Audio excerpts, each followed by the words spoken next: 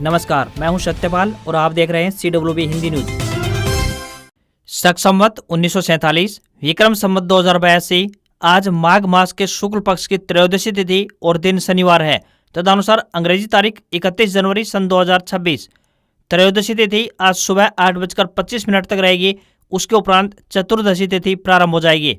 आज यानी 31 जनवरी 2026 को संत गुरु रविदास जी की जयंती मनाई जा रही है, जो कि उनके आध्यात्मिक ज्ञान और सामाजिक समता के संदेशों को याद करने का दिन है। सबसे पहले आज की सुर्खियां। किसानों के लिए जरूरी सूचना, यूरिया खाद को लेकर आई बड़ी अपडेट, बताएंगे पूरी खबर। हरियाणा में फार्मासिस्ट के नए भर्ती के नियम तैयार, अभी मंजूरी का इंतजार, 50% पद खाली। हरियाणा भाजपा को जल्द मिलने जा रहा है प्रदेश अध्यक्ष, बड़ौली के साथ 5 और दावेदार रेस में, 48 घंटे में ऐलान संभव। सूरजकुंड मेले को देखते हुए फरीदाबाद में कई सड़कें रहेंगी बंद, आज उपराष्ट्रपति करेंगे उद्घाटन।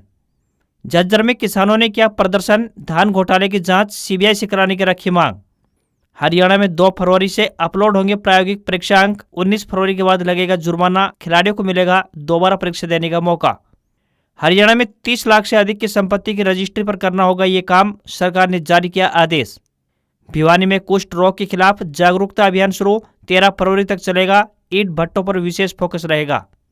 हरियाणा में शहीदों के बच्चों को 8,000 रुपये प्रति महीना मिलेंगे, सरकार ने स्कॉलरशिप शुरू की, कक्षा 6 से पोस्ट ग्रेजुएशन तक मिलेगा लाभ। हरियाणा में HCS भर्ती का विज्ञापन जारी, 2 फरवरी से शुरू होंगे आवेदन। सिरसा में सिख विवाह पंजीकरण ऑनलाइन करने की रखी मांग, अकाल पंथक मोर्चा ने CM सैनी को सौंपा ज्ञापन, बोले विकल्प जोड़े। नारनौल से सालासर बालाजी के लिए बस सेवा शुरू, विधायक ओम प्रकाश यादव ने दिखाई हरी झंडी, हर दिन 2:30 बजे होगी रवाना। सबसे बड़ी बैटरी वाला smartphone Realme P4 power launch, 21 घंटे बैकअप के साथ 10,001 mAh की मिलेगी बैटरी। और सरकारी नौकरी अपडेट, डाक विभाग में 28,740 पदों पर निकली भर्ती, बताएंगे पूरी अपडेट। और अब खबरें विस्तार से।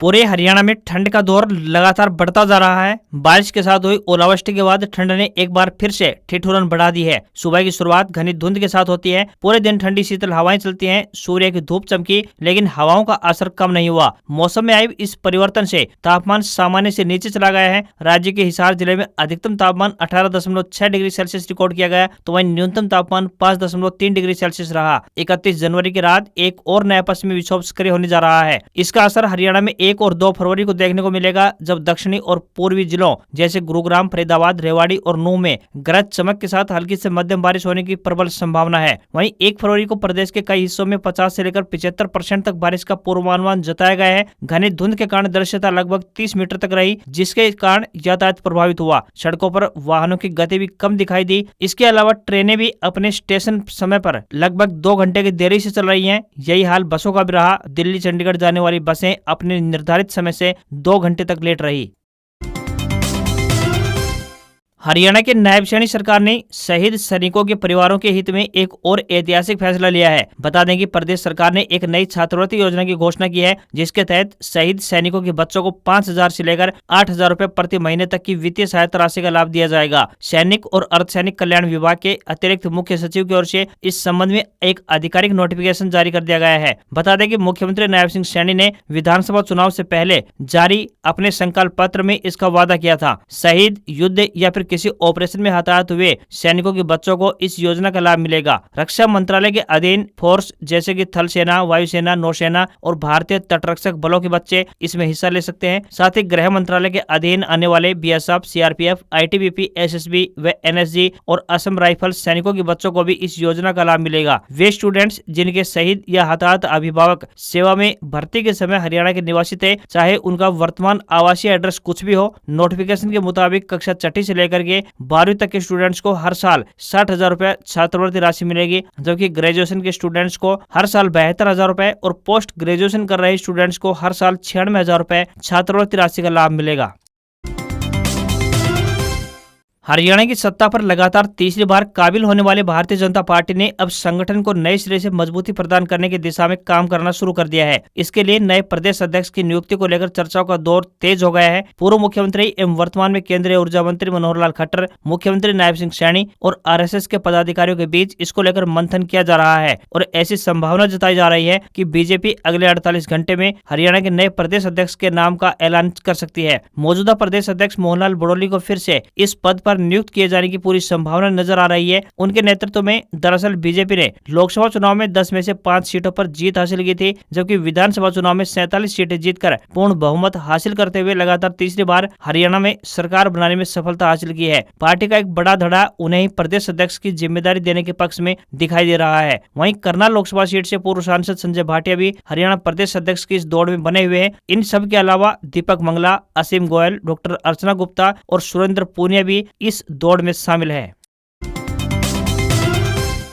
राष्ट्रीय राजधानी दिल्ली से सटे फरीदाबाद में आज यानी 31 जनवरी से अंतर्राष्ट्रीय सूरजकुंड मेले की शुरुआत होने जा रही है। मेले में किसी प्रकार की बाधा उत्पन्न न हो, इसके लिए फरीदाबाद और आसपास के इलाकों में भारी वाहनों की एंट्री पर प्रतिबंध लगा दिया गया है। फरीदाबाद के DCP महसूद अहमद ने बताया कि 31 जनवरी से लेकर 15 फरवरी तक सुबह 7 बजे से रात 12 बजे तक कई रूट्स बंद कर दिए गए हैं। ट्रैफिक पुलिस ने बताया कि गुरुग्राम से फरीदाबाद होते हुए दिल्ली जाने वाले वाहनों को वैकल्पिक रूट्स का इस्तेमाल करना होगा। मेले में सुरक्षा, सुविधा और वाहनों के व्यवस्थित संचालन के लिए सूरजकुंड मेले की ओर जाने वाले फरीदाबाद सड़क पर भारी वाहनों की आवाजाही पर प्रतिबंध लगा दिया गया है। यह प्रतिबंध 31 जनवरी से शुरू होकर 15 फरवरी सुबह 7 बजे से 12 बजे तक रहेगा। इस दौरान यह सड़क पार्किंग के लिए भी पूरी तरह से प्रतिबंधित रहेगी।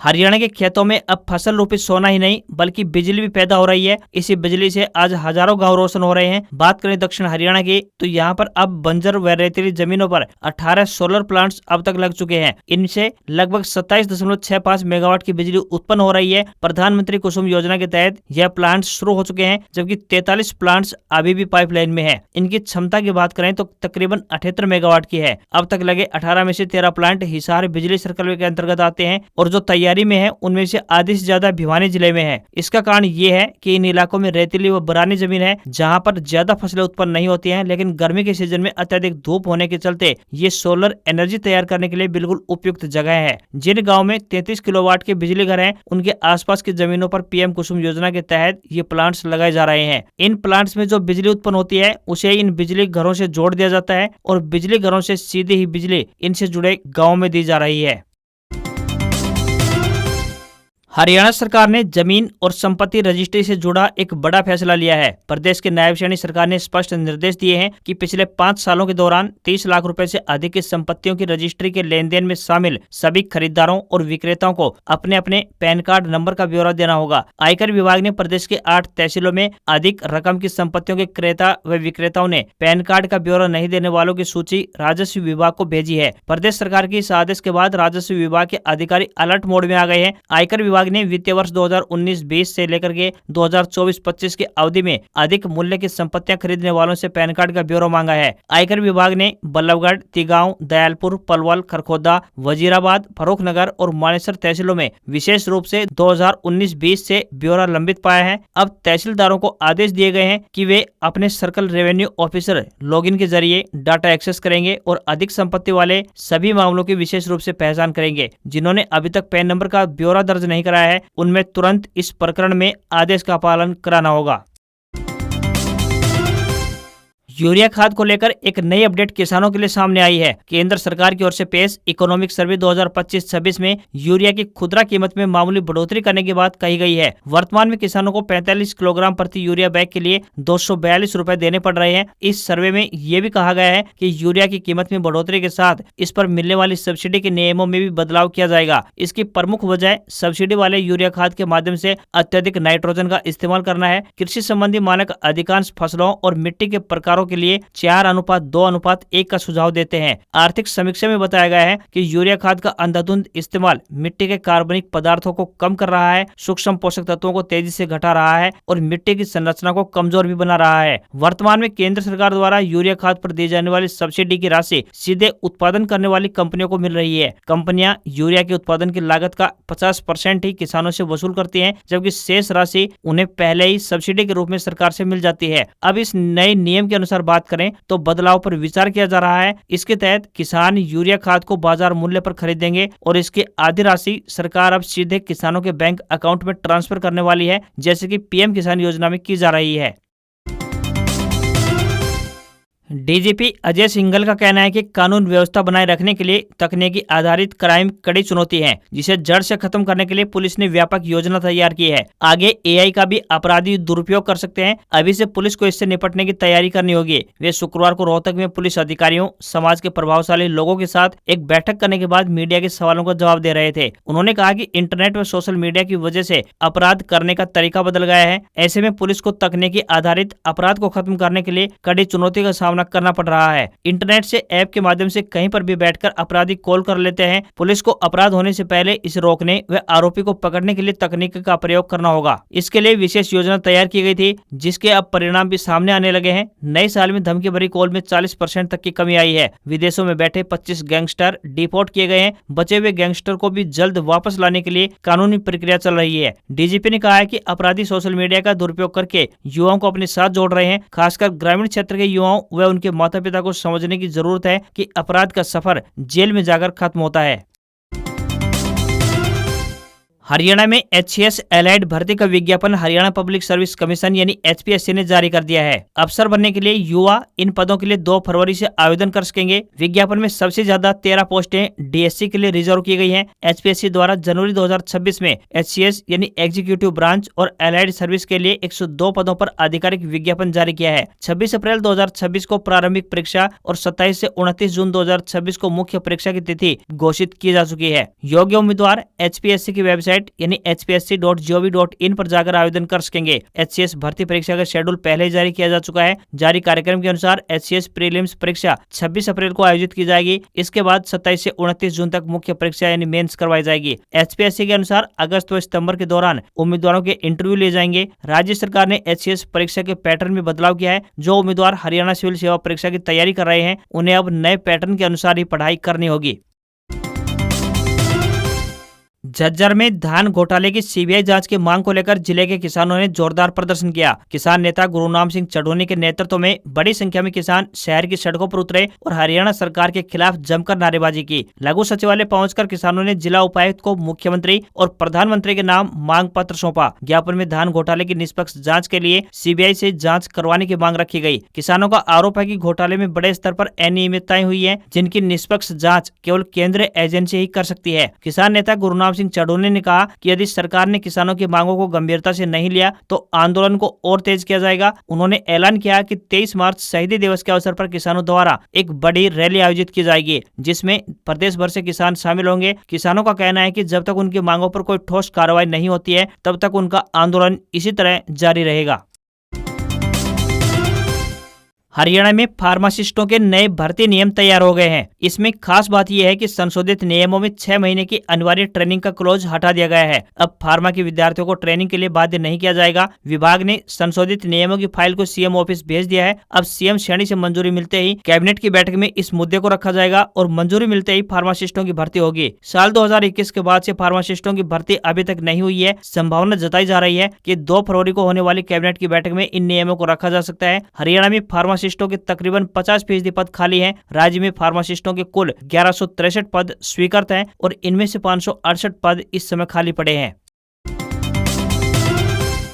डिस्ट्रिक्ट एंड सेशन जज पानीपत में चपरासी के पदों पर भर्ती के लिए आवेदन मांगे गए हैं। जो भी उम्मीदवार इन पदों के लिए इच्छुक हैं, वे अपने आवेदन भेज सकते हैं। पुरुष या महिला जो भी इच्छुक उम्मीदवार हैं, वे अपने आवेदन भारतीय डाक के माध्यम से भेजें। इन पदों के लिए उम्मीदवार 8वीं पास होने चाहिए तथा 8वीं में हिंदी या पंजाबी या संस्कृत कोई भी एक विषय रहा हो। किसी भी वर्ग के उम्मीदवारों को कोई भी आवेदन शुल्क नहीं देना है, यानी ये भर्ती बिल्कुल फ्री है। न्यूनतम आयु 18 वर्ष और अधिकतम आयु 42 वर्ष तय की गई है। आवेदन करने की अंतिम तिथि की बात करें तो 7 फरवरी है। सैलरी 16,900 रुपए पर मंथ मिलेगी।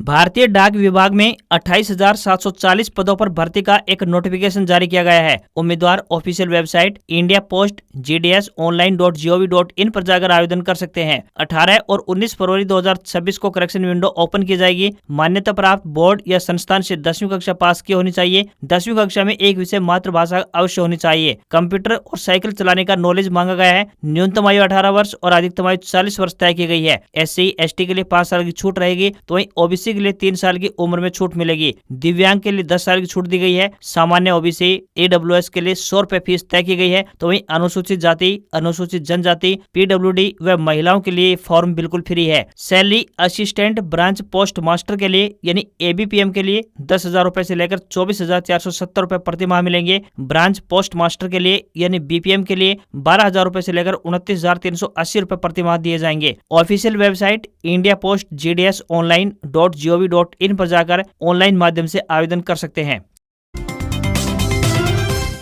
टेक कंपनी रियलमी ने भारतीय बाजार में अपनी P सीरीज का नया smartphone Realme P4 power launch कर दिया है। यह फोन भारत में अब तक का सबसे बड़ी बैटरी वाला स्मार्टफोन है। इसमें 10,001 mAh की बड़ी बैटरी दी गई है। फुल चार्ज होने के बाद 21 घंटे तक चलने वाले मोबाइल में 50 मेगापिक्सल कैमरा और 144 हर्ट्ज रिफ्रेश रेट वाली टच स्क्रीन मिलेगी। Realme P4 पावर को 2 वेरिएंट में पेश किया गया है। इसकी शुरुआती कीमत की बात करें तो 25,999 रुपए है। फोन की सेल 5 फरवरी से शुरू होगी और लॉन्च ऑफर में 2,000 रुपए के डिस्काउंट भी मिलेगा। बड़ी बैटरी होने के बावजूद कंपनी ने इसके डिजाइन को मॉडर्न रखने की कोशिश की है। फोन को IP68 और IP69 रेटिंग मिली है, यानी कि जो इसे धूल और गहरे पानी के साथ साथ तेज प्रेशर वाली पानी की बौछारों से भी बचाता है। फ्रंट में 4D कर्व प्लस स्क्रीन दी गई है, जिसके बेजल्स बहुत कम है। इसमें सेंटर पंच होल कैमरा और इन डिस्प्ले फिंगरप्रिंट सेंसर मिलता है। Type-C चार्जिंग पोर्ट और सिम ट्रे भी दी गई है। बड़ी बैटरी की वजह से इसका वजन सामान्य फोन से थोड़ा अधिक है।